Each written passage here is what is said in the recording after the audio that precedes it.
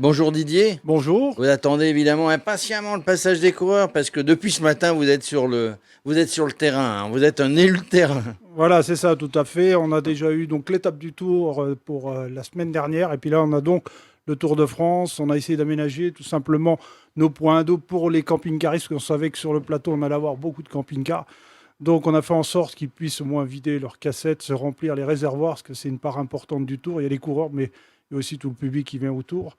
Et donc on est un peu là pour essayer de pallier à tout ce genre, cette organisation. Et Voilà. oui, vous avez surveillé évidemment avec les employés de la commune qui sont là depuis ce matin et il ne fallait rien rater. Vous avez dit des poubelles qui ont été mises, des sacs poubelles, tout aménagé pour que la traversée de Mignosi se passe bien. Voilà, je pense que c'est le cas un peu de toutes les communes traversées. Nous, on y tient particulièrement. On a ce côté un peu, surtout dans des coins de montagne où justement ce côté solidarité essaye est importante et faire attention.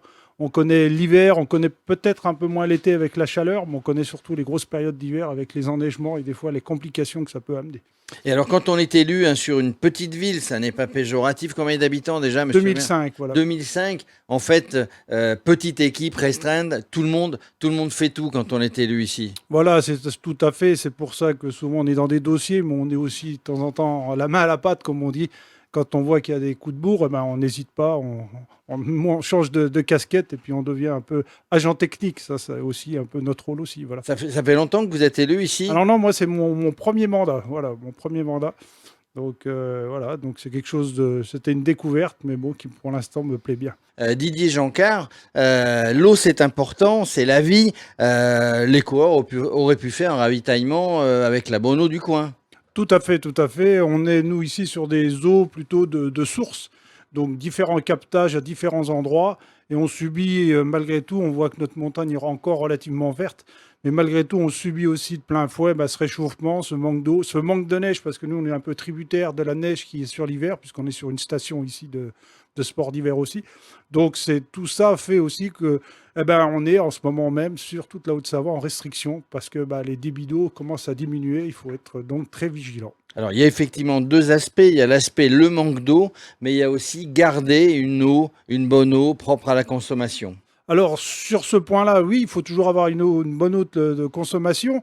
D'ailleurs, les normes sont de plus en plus strictes, avec une ARS qui nous impose certains systèmes de traitement qui sont très, très compliqués. Donc, j'entends beaucoup de gens qui nous disent, par exemple, qu'il ne faut pas mettre de chlore, mais ça, c'est une obligation, tout simplement.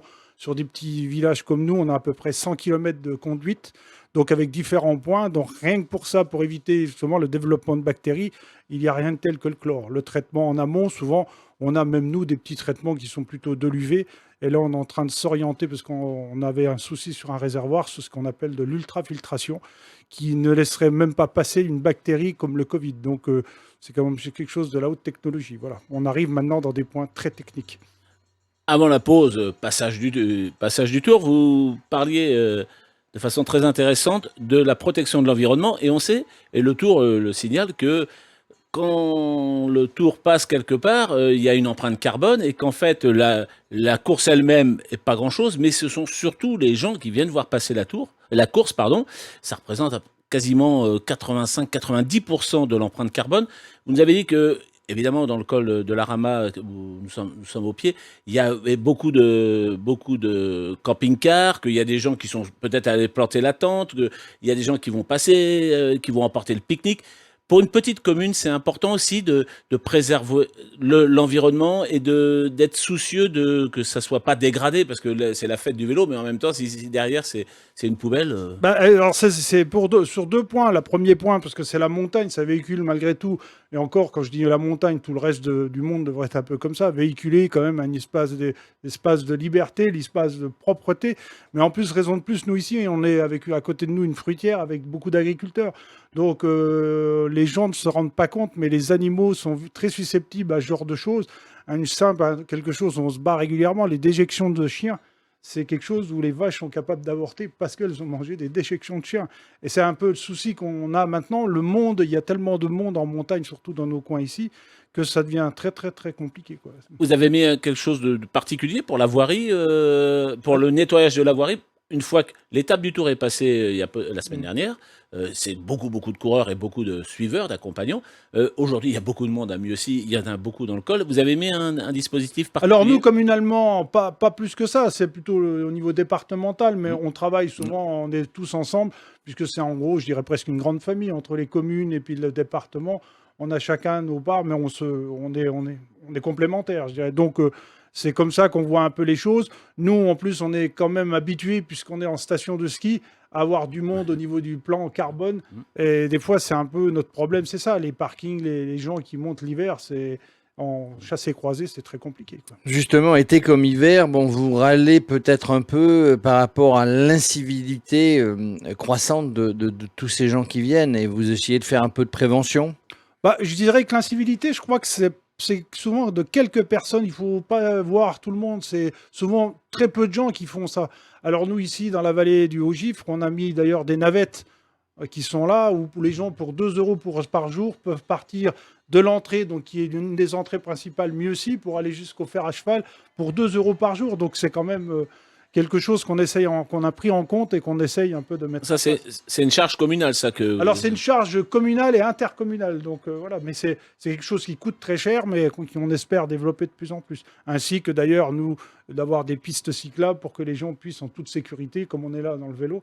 On a justement un petit retard là-dessus et qu'on essaye justement de mettre à bout, quoi. Et toutes ces politiques nécessitent évidemment de plus en plus d'argent. Il faut aller le chercher. Ah ben c'est un peu ça, donc il faut aller taper à différentes portes, que ce soit au niveau national, régional, départemental.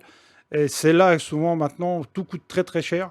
Les moindres travaux, je vois moi qui suis à l'eau, dès qu'on fait des conduites, dès qu'on fait des choses, dès qu'on doit faire un réservoir, nous pour une petite commune comme nous, on a un réservoir d'1 million d'euros à prévoir, donc c'est pas négligeable, quoi. Il faut être inventif.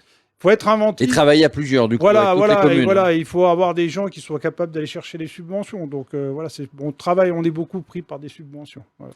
C'est pas facile d'être élu, finalement. Vous ne le regrettez pas? Je le regrette pas parce que c'est quelque chose qui est très intéressant. Vous voyez, là, on est là aujourd'hui parce que le Tour, on a mis ça en place. On a l'hiver, il faut s'occuper du ski, il faut s'occuper de l'eau. On a différentes casquettes, donc c'est l'avantage par rapport à quand on travaille. Un avantage et un inconvénient. Moi, maintenant, je viens d'être juste en retraite. Donc avant, je faisais en gros mes 8 heures de boulot, tandis que là, on peut être pris 24 heures sur 24. C'est un peu une nuance. Mais avec beaucoup, je trouve, au niveau administratif, nous, on est tributaire justement de l'écologie. Et avec ça se complique de plus en plus. Pour des fois, on trouve qu'il y en a presque un peu de trop, alors que ça devrait être peut-être un peu plus. Il faudrait que ça ne soit pas que travailler dans des bureaux, il faudrait qu'on voie plus les gens sur le terrain. C'est ce qu'on ne voit pas de trop. Mais vous êtes sur le terrain, en gros, j'ai bien compris, on travaille plus quand on est à la retraite que quand on est un actif. Merci Didier Jean-Car. Voilà. Alors, attention, moi j'ai noté que monsieur le maire a dit que la retraite c'était que pour les vieux. Hein. Donc monsieur est vieux là. Ouais, justement, il n'a pas la même politique. Ça va être un débat au conseil municipal. C'est ça, il y a ambiance, hein, c'est ça. Non, mais voilà, lui il est agriculteur, c'est un peu la différence, donc ils ont toujours le pied dedans, c'est voilà, ça, dans leur gène.